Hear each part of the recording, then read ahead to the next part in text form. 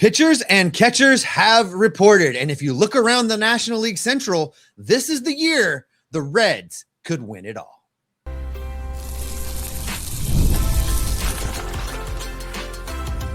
You are Locked On Reds, your daily Cincinnati Reds podcast, part of the Locked On Podcast Network, your team every day. Welcome into the Locked On Reds podcast. Locked On Reds is part of the Locked On Podcast Network. We are your team, your Reds, every single day. And we are now the #1 sports podcast network in the country. Thank you for helping us make that happen. My name is Jeff. His name is Steve. And we are lifelong Cincinnati Reds fans. We've been podcasting about this team now going on to a combined 16 seasons. Talking a lot of Reds baseball here with you every day, bringing takes and analysis you can't get anywhere else. And we are pumped because pitchers and catchers have reported. Pretty much the whole team's there waiting for a official head count, but I'm sure most of them are already in good gear, getting ready for this season that looks like it's going to be a banger because this Reds team is set up for competition to go for this NL Central title. We're going to tell you why to start off today's show. We're going to look at how the Reds stack up against the rest of the division that has been making moves, even made some moves here on this Monday morning as we're recording. And later on, we'll look at the one stat that is holding back projections, because you look at projections for the Cincinnati Reds, they are not as optimistic as we are, but there's one reason why. That's all on today's podcast that is brought to you by FanDuel. The winter games are going on right now, and there's no better way to follow them all than with FanDuel. FanDuel, play your game. All right, Steve, with the Reds, this offseason has been...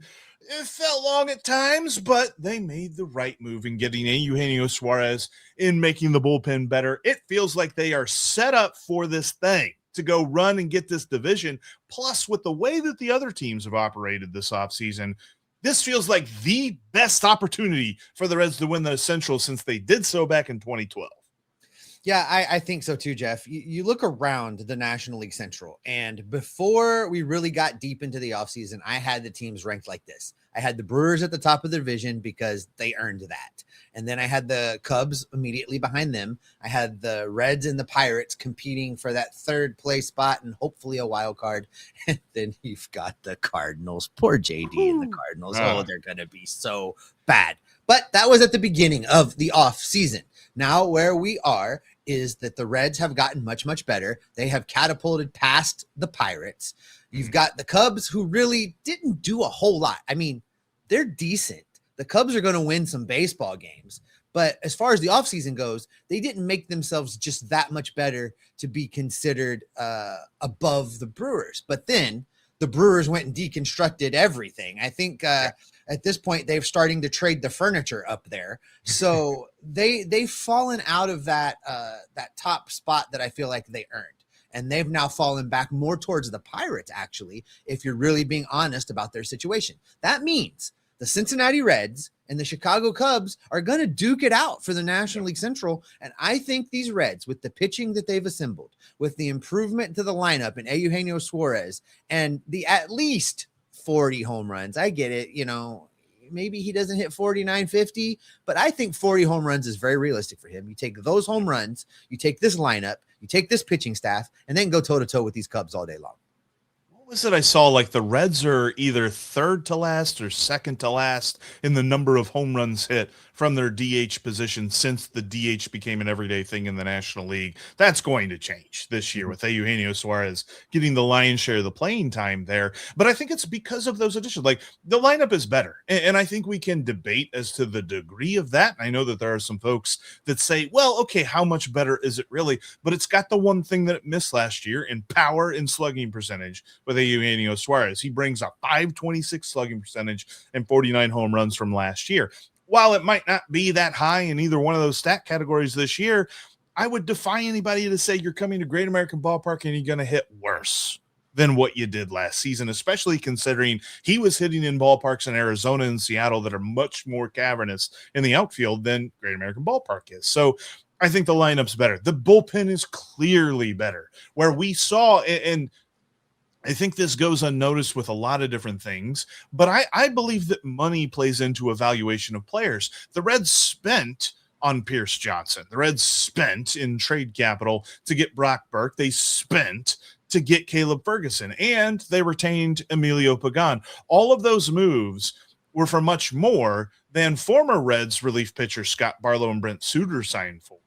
And I think that we will see increased play from the players that they brought in when you compare them to Scott Barlow and Brent Suter and some of the other guys that we saw a lot last year. And so when you consider all of the avenues that the Reds have improved, I don't know how you can look at last year and say they're worse, because they're better. Yeah, they are better. And, really, and this is why they got the B+ grade from me that we talked about last week. The only true upgrade that didn't occur that we asked them to please do was addressing left field.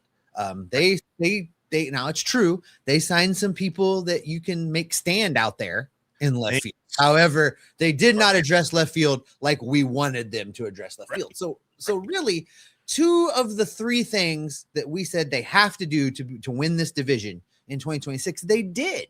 They are a better team.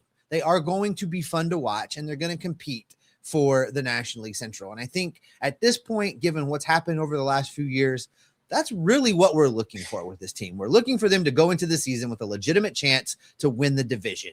We're looking for them to have a roster assembled that Francona can tweak and push and nudge to get into a division championship. And I look at this team and I believe that's what they have. I am optimistic, more so than I think I've been in a while. I know this is where you live all the time, and it's very weird for me to feel this optimistic about winning a division, but that's kind of how I feel, Jeff. I feel like all things being equal, the division listed on paper right now, as pitchers and catchers have reported, the Reds are in it to win it.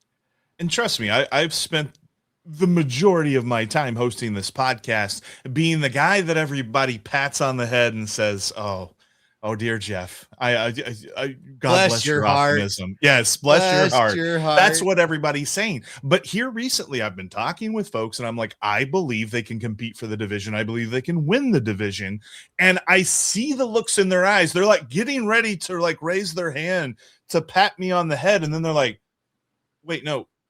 What he's saying actually makes sense, because it does. It makes sense that the Reds can compete for the NL Central this year. This is not a pipe dream. This is not us just hoping and wishing and dreaming. There are reasons to believe that the Cincinnati Reds can beat the Chicago Cubs in 162 games. There are reasons to believe that the Cincinnati Reds can beat the Milwaukee Brewers in 162 games. There are plenty of reasons to believe that the Reds can beat the Pittsburgh Pirates in 162 games. And we'll really break down as the reasons as to why and how the Reds match up to the players on each of these teams in just a moment.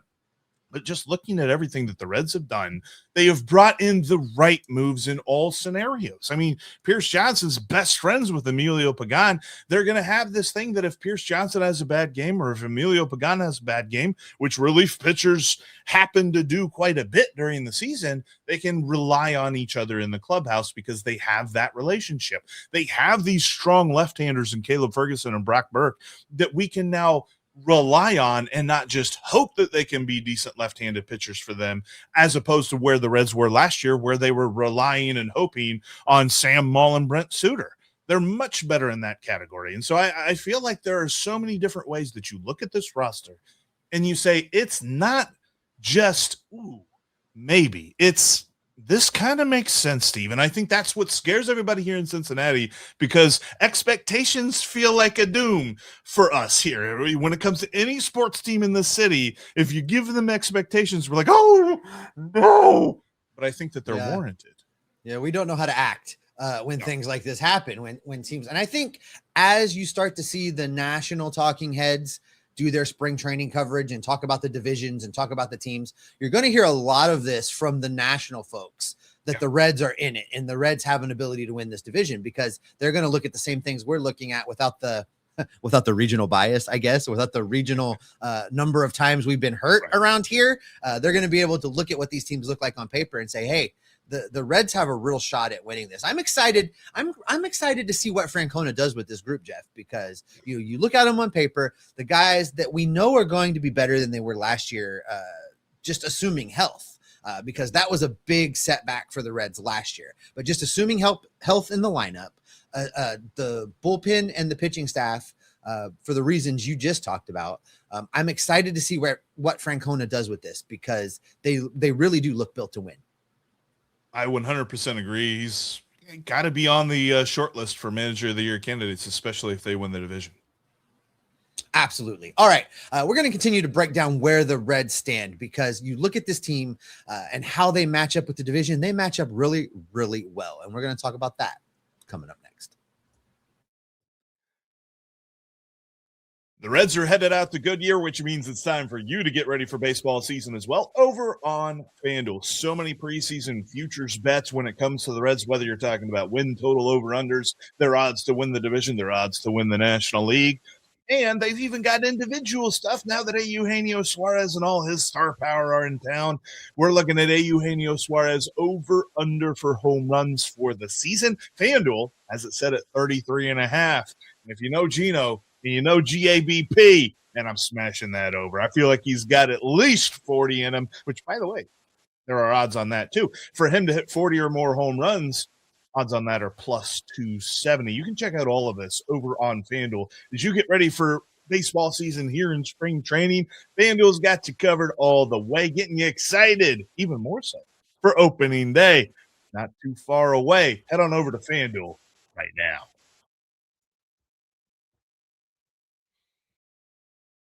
Thanks, as always, for making Locked On Reds your first listen each and every day, and for helping us as a network become the #1 sports podcasting network in all the land. Listen, we know you live your team every day, and why not elevate that to the next level? Over on the audio side, we are offering Locked On Reds ad-free. That's right. The Everydayer Club gives you the Locked On content you love without the ads. Just head over to lockedonpodcast.com/everydayer to get started for just $5 a month or $50 a year. In addition to the show ad-free, you're going to get access to a members-only Discord. Not just Jeff and I in there, but all of the hosts from all of the Locked On shows will be available to you. So check that out today. The link for that's also down in the show description. You can get started with that today, the Everydayer Club. All right, Jeff, let's talk about where the Reds stand a little bit, because, I mentioned, the pecking order there in the first segment. And that's really, I think, how everybody is going to look at that, at this division this year, because the Brewers won a lot of games last year, and that came not really out of nowhere, but they performed a lot better than I think anybody really expected when we started the 2025 season. The Brewers have really torn it down, and they're doing, you said in prep, they're doing that thing the Reds say they're going to do, but, I think people just trust them more. And I think that's absolutely right. The Brewers are tearing it down to build it back up. And I think people do trust them more to get that done quickly, but it's not going to be this season. Yeah, I think that there's reason to believe that as much devil magic as seems to have resided in Milwaukee for the last few years, it feels like they are really testing it, because once again, they've gotten rid of their ace. Freddie Peralta is a New York Met now. They've been trading away a couple of other guys. I mean, they saw some relief pitchers go. They traded away their third baseman and one of their rotational middle infielders in Caleb Durbin and Andrew Monasterio Monday morning. They sent them to Boston. They got back a left-handed pitcher in Kyle Harrison, who has really made his way around the National League, and for 2 seconds was in Boston because he was part of the Rafael Devers trade. But there's so many different movements that the Brewers seem to be doing, where it's like a little bit of rebuilding, a little bit of retooling. And are they seriously going to walk into 2026 with a little bit more of a roster churn and still put out the best numbers in the division? There's definitely a better than 0% chance, because they are the Brewers, but are we really just going to sit here and try to evaluate other teams and say, yes, their roster got worse, but they're the Brewers, so they're not actually worse? I'm not going to do that, but I'm also not going to sit here and claim doom and gloom and that the Brewers are going to be down there with the Cardinals, because we know how the Brewers operate. So there's a lot of this that I'm like, I feel like the Reds have jumped ahead of the Brewers, although the Brewers are still going to be very competitive and a very hard out for the Reds all year. Yeah, they're going to be a hard out for the Reds, but this is the year. This is the year where I see the Brewers on the schedule, and I don't just be like, oh, well, here we go. Here come the Yeliches. They're going to get us again. I'm not going to say the thing about Yelich, but I do want to say it, but I'm not going to say it. We're not going to say it, but he should. I'm going to say it. He shouldn't see a pitch to hit the rest of his Do not pitch to Christian Yelich. Can I start now with that? Pitchers and catchers have reported, even in Goodyear, Do not pitch to Christian Yelich. Everydayers will remember a horrible take that I had about Christian Yelich back in 2023 that I will not repeat, because ever since then he has made me completely wrong, and so I will not say that. But still, like I feel like it's him, it's Bryce Terang, and then there's a bunch of other guys that you're like, are they going to do the thing again? Like, is Andrew Vaughn really the guy that we saw from him last year? Because he wasn't that guy at all in Chicago, and all of a sudden he shows up in Milwaukee, and maybe it's the cheese and the sausages and the beers. I don't know, but that's not that far from Chicago. They got that there too. So whatever.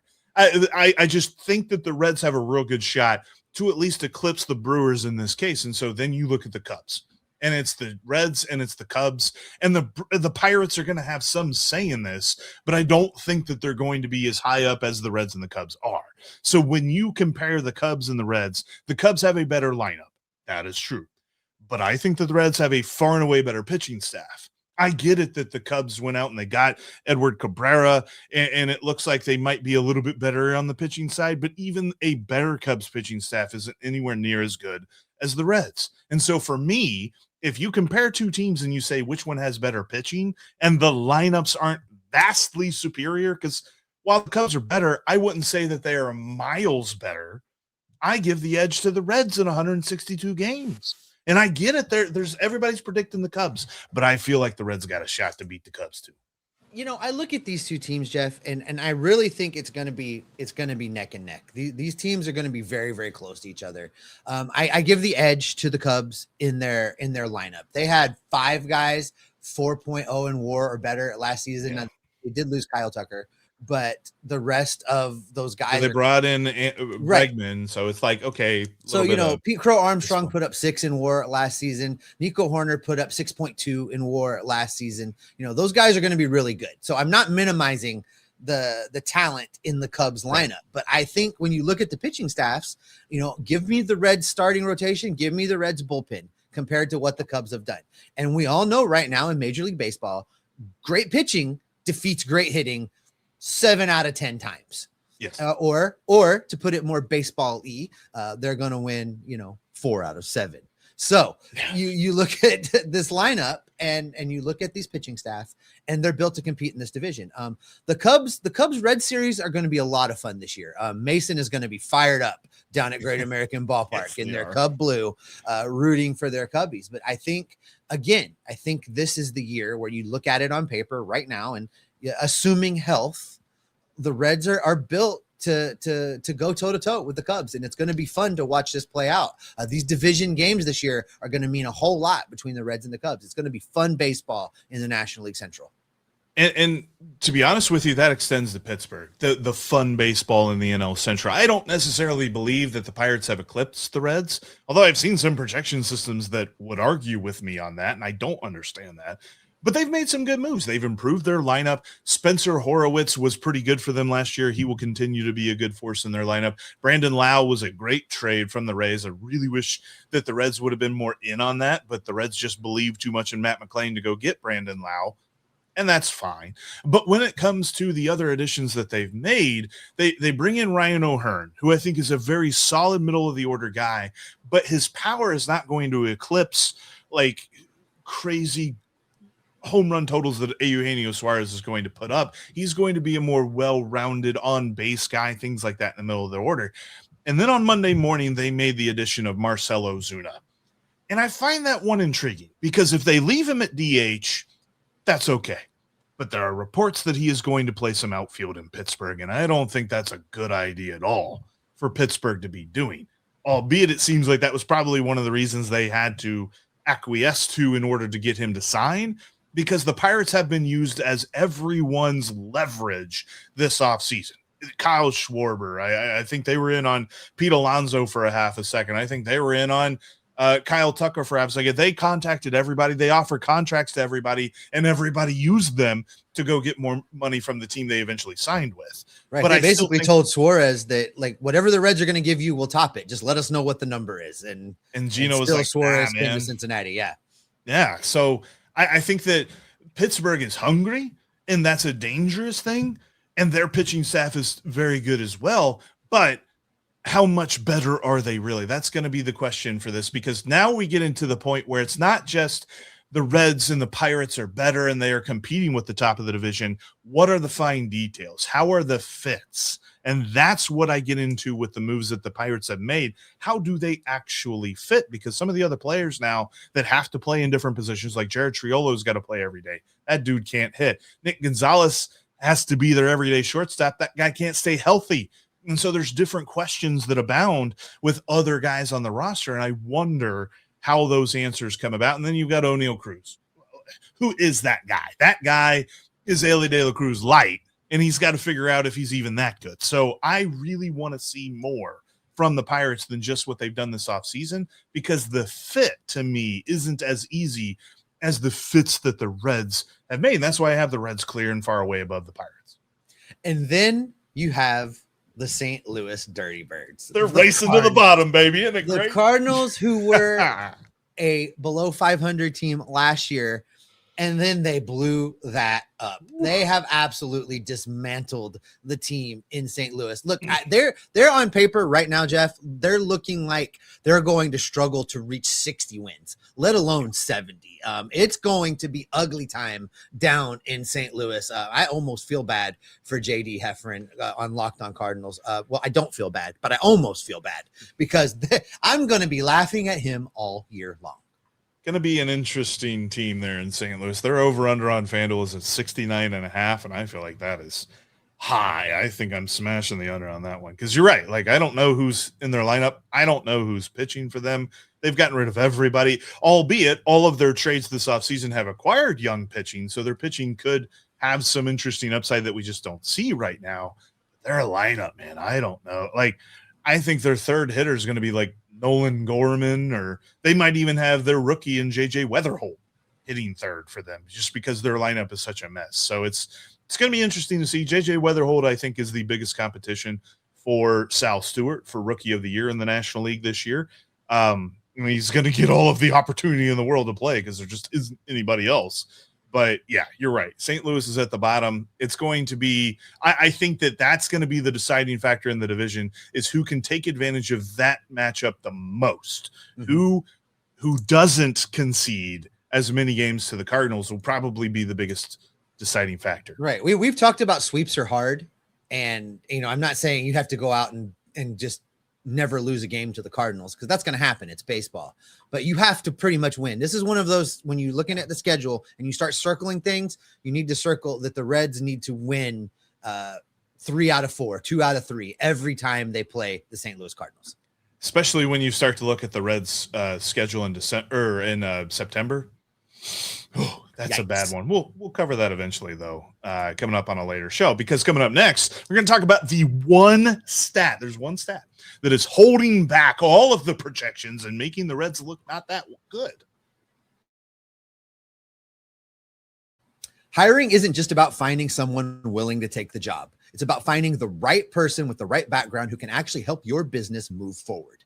And if you want the candidates who match what you've been looking for, Indeed sponsored jobs is the move. Because instead of hoping the right person stumbles across your post, Indeed helps you match with quality candidates by boosting your job listing to the people who fit your specific criteria, like skills, certifications, and location. If I were hiring, I wouldn't just want someone who can help. I'd want someone with real experience who can jump right in.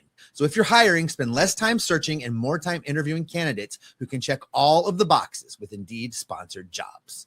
Listeners of this show will get a $75 sponsored job credit to help get your job the premium status it deserves at Indeed.com/podcast. That's Indeed.com/podcast. Terms and conditions apply. Hiring, do it the right way with Indeed.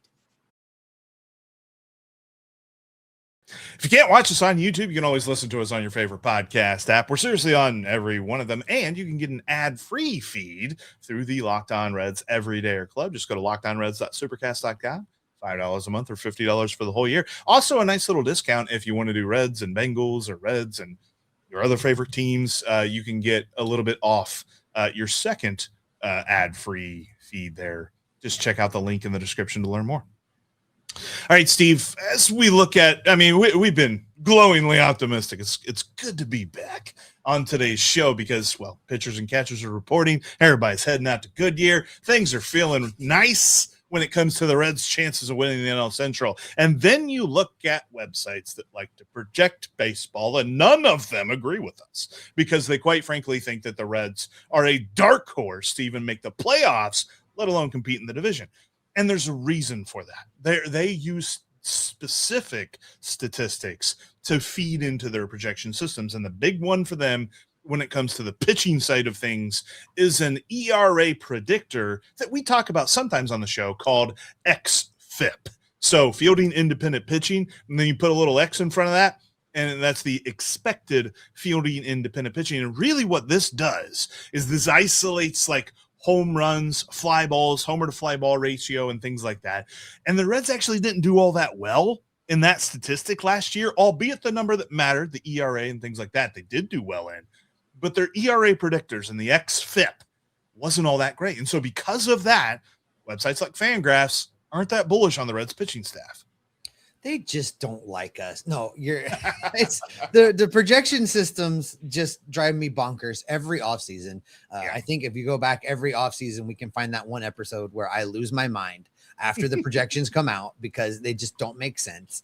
And more often than not, the projections are close, but they're never just quite there. And I think you're right. I think when you look at how this team is being viewed, you're looking at those things on paper, areas where the Reds weren't really that good last year, but this is not the Reds of last year.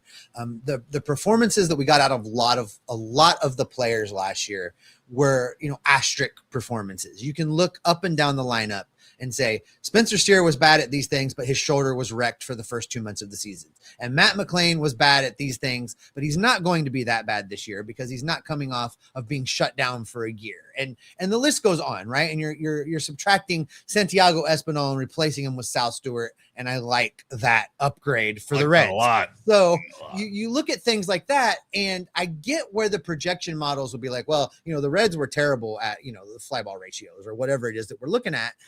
But that's not the human element of it, looking at it and going, but there's reasons for that. And here's those reasons. And here's why the Reds aren't going to perform the same way. The AI and the computer's not doing that. They don't know the team like the everydayers do. They don't know the team like you and I do.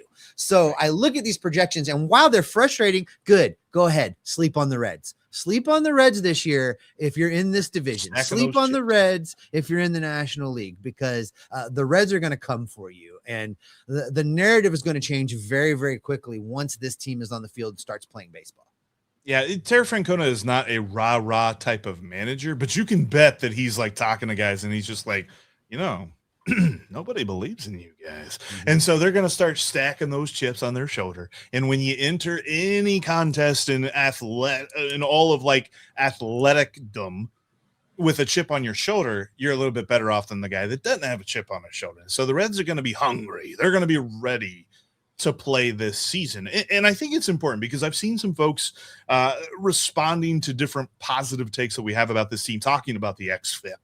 And that number does not take into account quality of contact and the hard hit rates and things like that. The Reds were elite at limiting last year. They were in the top, I think it was top 8%, the entire pitching staff, not just the top 4 starters that we like to really feature, but everyone who threw a pitch for the Reds last year fed into a hard hit rate that was in the top 8% of the league. They were really good at keeping other teams from really smashing the ball. So while the ball was in the air, the ball was weakly hit. And so it was able to be caught and things like that. And while we're at that, like that's a thing that I've talked about over the last year or so, as I've talked with folks in the game, there is this emphasis on pitchers who can initiate weak contact that is up in the air, where that seems to be the mold for, look, we can make this work no matter our ballpark, as long as they're not hitting it hard. And this is the missing barrels. We want the pitchers to miss the barrels. And they've done well at that, and they've increased their strikeout rate. Like I've seen ones, and you'll get excited about this, Steve, because when we look at like specific statistics past the XFIP, Fangraphs looks at Hunter Greene, Nick Lodolo, Andrew Abbott, Brady Singer, Chase Burns even, and they're predicting all of them to have a walks per 9 in the 2 rain. Oh, I love that. That's sexy. That's sexy right there. I love it. That I think number, that. Oh yeah. Like give me going on that number. You're getting excited, Jeff. Settle down. It's only pitchers and catchers right now. We got a long season in front of us, and that is where we're gonna go ahead and wrap up today's episode of Locked On Reds. Thanks as always for making Locked On Reds your first listen each and every day. For the audio folks, go make Locked On MLB your second listen. Sully's got you covered over there, talking about all of Major League Baseball from a national perspective, a little bit of humor mixed in. He is a very fun listen. If you haven't checked it out, go check it out. You will be glad you did. For the video folks, stick around. We're going to redirect you right over to Locked On's first ever 24/7 national sports YouTube channel, where all of the experts of the Locked On network are talking ball 24/7 to keep you in the know. So stick around. We'll send you over there right away.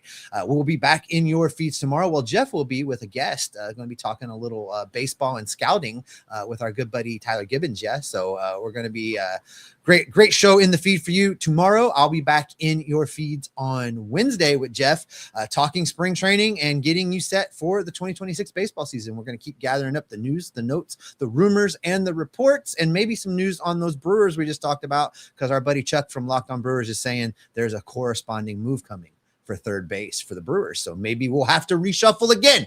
Make sure you're subscribed. Make sure you've clicked that notification bell so you don't miss any of the great Reds content we've got coming your way. We're going to keep you Locked On Reds every single day. It's Santiago Espinal.